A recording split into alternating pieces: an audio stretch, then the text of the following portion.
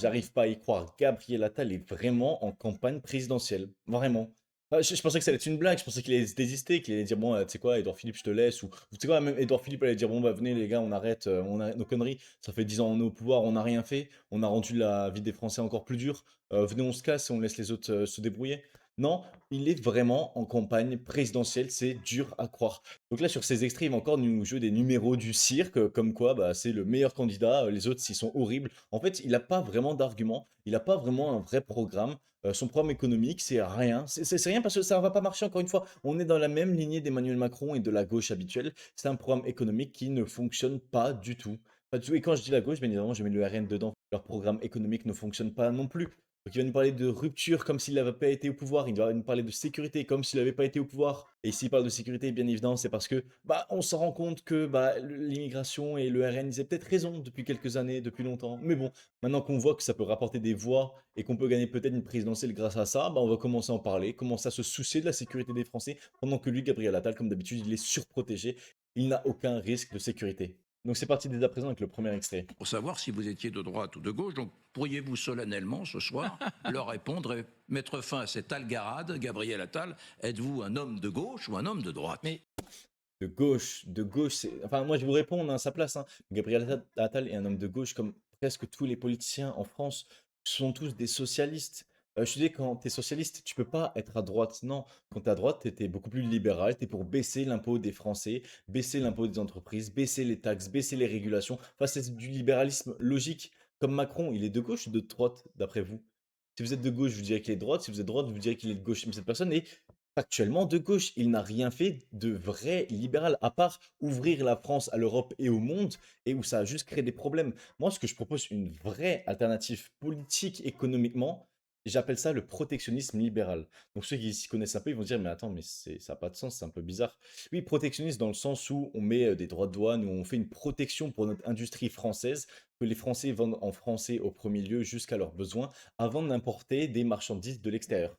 Et de cette manière-là, on peut être libéral et bien évidemment, on fait baisser les impôts des Français, etc. Mais on peut être libéral et en même temps, on protège nos industries. Ça, c'est vraiment la meilleure chose qu'on peut faire d'après moi. Et c'est vraiment mon idéologie sur le coup de comment économiquement on doit diriger la France. je vois dans cette campagne, et c'est ce qui me différencie d'ailleurs, y compris de candidats de mon espace politique, pour répondre à ce que disait Routel Krief tout à l'heure. Je vois des candidats qui disent, moi je recrée le clivage gauche-droite, et je veux dire à nouveau que mon offre politique, elle est de droite, elle vise à travailler avec des gens de droite. C'est ce que C'est dit... Édouard Philippe. Voilà. Oui, non, mais le problème, voilà, il veut travailler avec des gens dits à droite en France, dans la...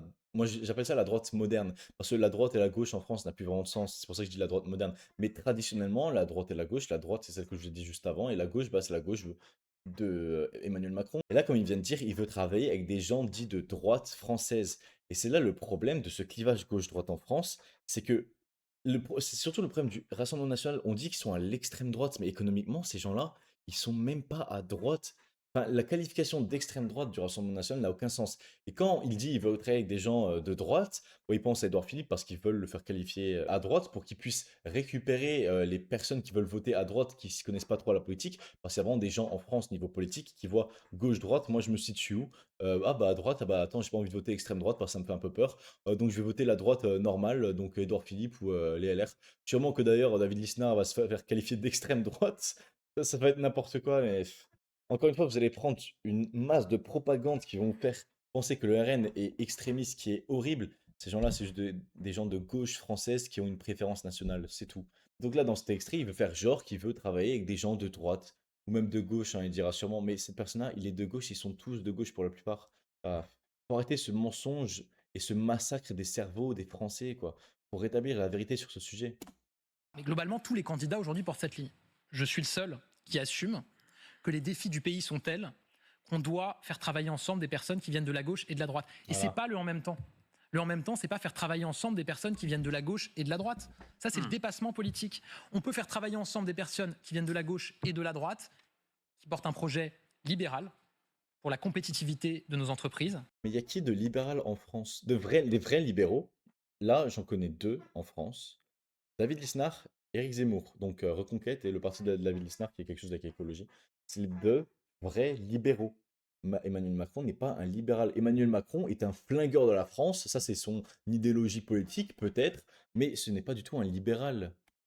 c'est ce que je porte, qui porte un projet intransigeant vis-à-vis de la défense des valeurs de la République, des questions de sécurité, d'autorité. Je pense que dans vos copains de gauche qui étaient à votre dîner samedi, ils ont beau se dire de gauche, vous les avez pas entendus dire que les questions de sécurité, de justice, d'immigration, c'était pas important. C'est pas vrai qu'il y a aujourd'hui un clivage De absolu gauche et de droite. entre la d'après gauche ce et la qu'il a droite dit. sur ces questions-là, qui se retrouvent dans l'attachement à l'Europe. Des libéraux de gauche, vous en trouverez peu. Si, vous dans avez l'action. Il n'y en a pas. En fait, c'est quoi déjà? Vous voyez comment on est malade dans nos cerveaux? On est tellement allé à gauche, à l'extrême gauche, on est tellement allé loin que cet homme pense qu'on peut être libéral et de gauche. Non, ce n'est pas possible. Tu ne peux pas être socialiste, donc prendre des impôts à des gens et les redonner à des plus pauvres, entre guillemets. Parce que c'est censé être comme ça. Le socialisme est censé corriger les erreurs ou les problèmes du capitalisme.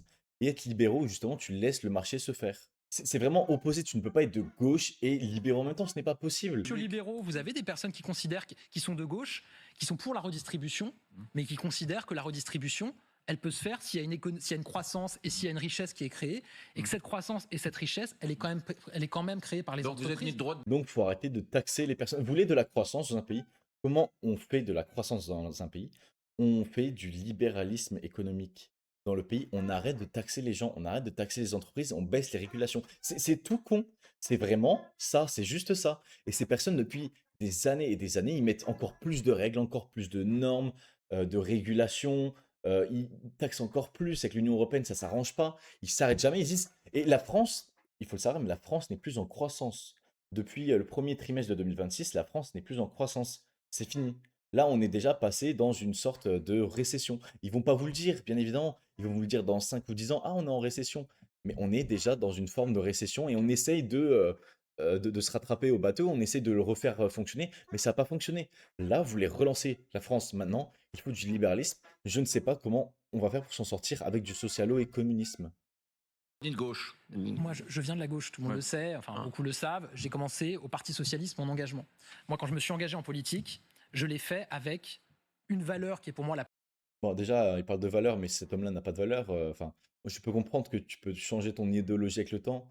Mais bon, pour passer du socialisme au centre, entre guillemets, je vais appeler ça comme ça, le centre.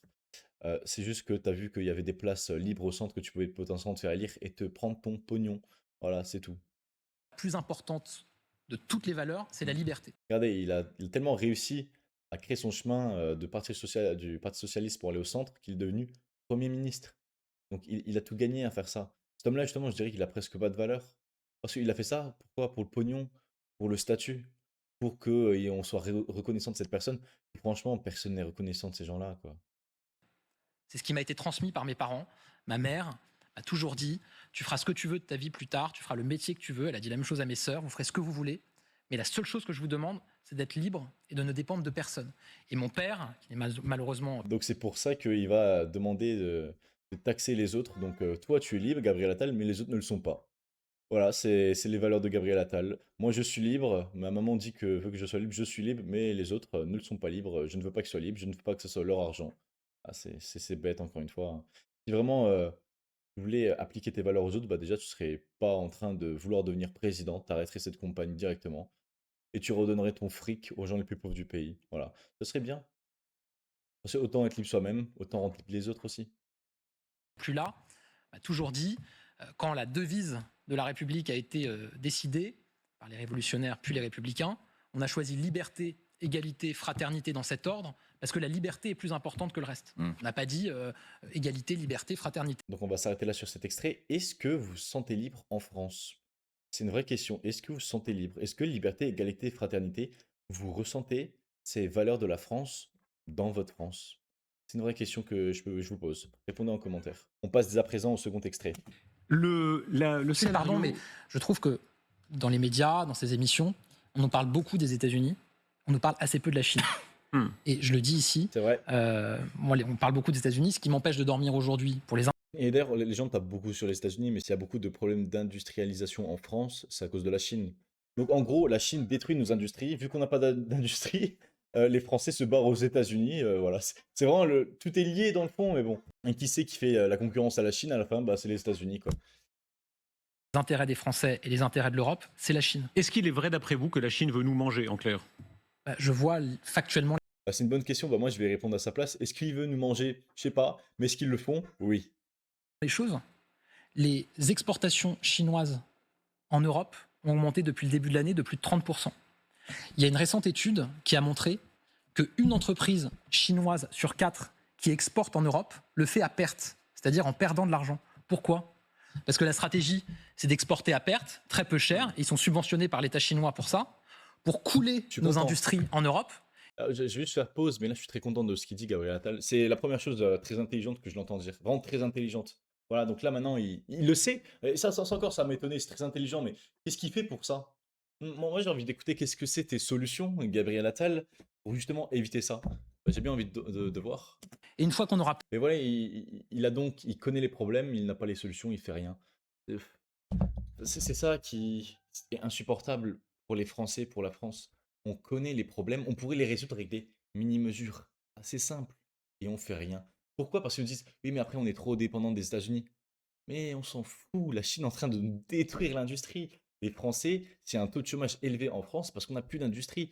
Donc juste, on coupe avec la Chine, ou on coupe énormément, ou on fait quelque chose avec la Chine, on met un droit de douane, je sais pas, mais il faut qu'on arrête de se faire manger par cette Chine et qu'on puisse travailler même avec les États-Unis derrière où ça coûtera peut-être plus cher. Mais justement, ça sera bien mieux parce que les entreprises françaises pourront se développer et pourront avoir un coût normal euh, sur le marché et pas être en concurrence avec la Chine où leurs coûts sont vus à la baisse, mais immensément.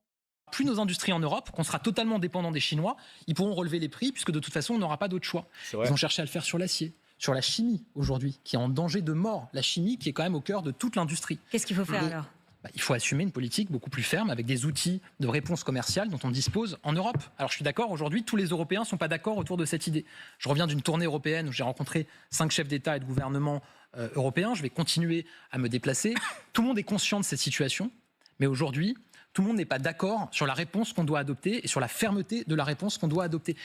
C'est quoi la réponse des gens? Je veux savoir. Je veux savoir, qu'est-ce qu'ils disent ces gens-là? Et est-ce que ça serait pas un argument pour quitter l'Union européenne, du coup, pour régler nos problèmes? Comme eux veulent pas, bah allez vous faire foutre. Nous, on est en train de détruire notre pays. Vous, peut-être que ça ne détruit pas le vôtre, mais nous, ça détruit le nôtre. Donc allez vous faire foutre, on quitte l'Union européenne et on règle nos problèmes tout seul.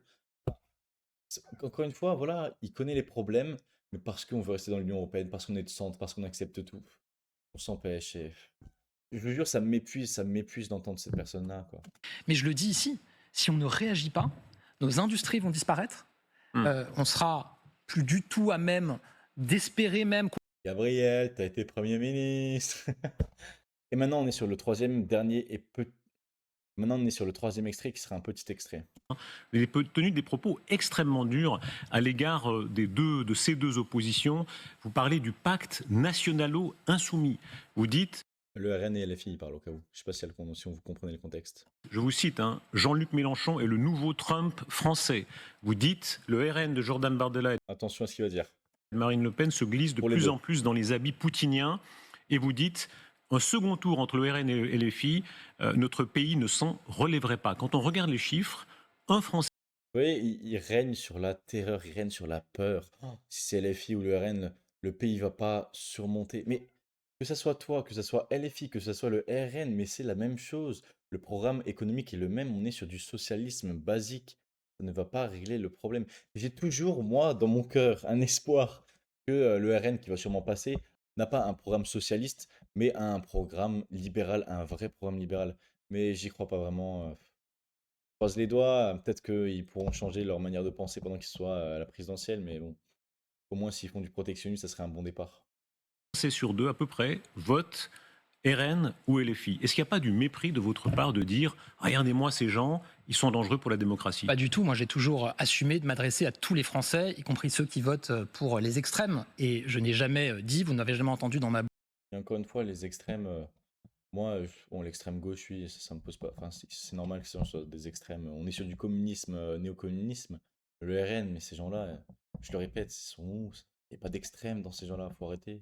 Bouche que les gens qui votent pour les extrêmes le font en épousant un certain nombre de positions totalement qui sont portées par ces extrêmes. Je pense qu'il y a des gens qui votent pour le RN de manière sincère parce qu'ils estiment que, notamment sur les questions de sécurité dont on vient de parler, ou les questions de justice, ou les questions d'immigration, ils pourront être plus efficaces et probablement. Oui, et c'est pour ça qu'il le reprend. Non, et toi, tu parles de la sécurité, pas parce que tu vas être efficace, parce que tu sais que tu peux prendre des voix sur ça, c'est tout. C'est vrai que j'aime pas ces politiques, c'est des menteurs, juste des gens, ils veulent leur fric, ils ils veulent avoir le statut de président, ils veulent avoir leur statut de député ou je ne sais quoi, mais ces gens-là, c'est juste des menteurs. Bien dommage, on est tombé bien bas. Probablement d'ailleurs qu'il y a des gens qui votent pour la France insoumise en se disant que sur des questions de justice sociale, de lutte contre les discriminations, ils pourront être plus efficaces. Mais pardon, est-ce Maintenant, que ce vous que nous je refaites constate- le coup, pardon, le vieux coup de la droite? Où justement, il y a... Bon, je suis désolé, je vais attaquer les filles, mais justement, il y a peut-être des gens qui votent les filles parce qu'ils se disent, ah bah nous, on pourra continuer à casser dans la rue. Tu vois, on pourra être libre de faire ça parce que bah, les filles, ils n'ont pas beaucoup de mots par rapport au casse qui se passe dans la rue. Ils n'ont pas beaucoup de mots quand il y a des émeutes. Ils n'ont pas beaucoup de mots quand il y a un Français blanc. Je disais, mais c'est ça, c'est un Français blanc ou même parfois juste des Français de toute couleur de peau qui meurent. Ils n'ont pas de taureau de mots de ça quand les personnes sont issues de l'immigration. Par contre, quand il y avait une personne, un Français ou peu importe, qui meurt et que cette personne n'est pas morte de l'immigration, là d'un coup, ils commencent à en parler, hein, ils commencent à faire leurs tweets, etc. Mais c'est bien ça le problème des LFI, quoi. Ils défendent pas la France, ils défendent pas les Français. Mais LFI, un parti politique génial à analyser. Ces gens-là, ils ont essayé pendant des années de trouver sur le marché de la politique des voix à obtenir. Et ils n'ont pas trouvé jusqu'à aujourd'hui, où ils ont trouvé beaucoup plus de personnes. Mais c'est pour ça que LFI, franchement, devrait presque ouvrir une entreprise. Ils ont un peu compris le principe de comment se différencier de la concurrence sur un marché. Et qu'ils l'ont bien fait. Ils l'ont bien fait comprendre. Regardez, ils sont entre 13 et 20% dans les sondages, je sais même plus, je vous avoue. Mais vraiment, LFI, un parti politique génial à analyser, ils sont très puissants.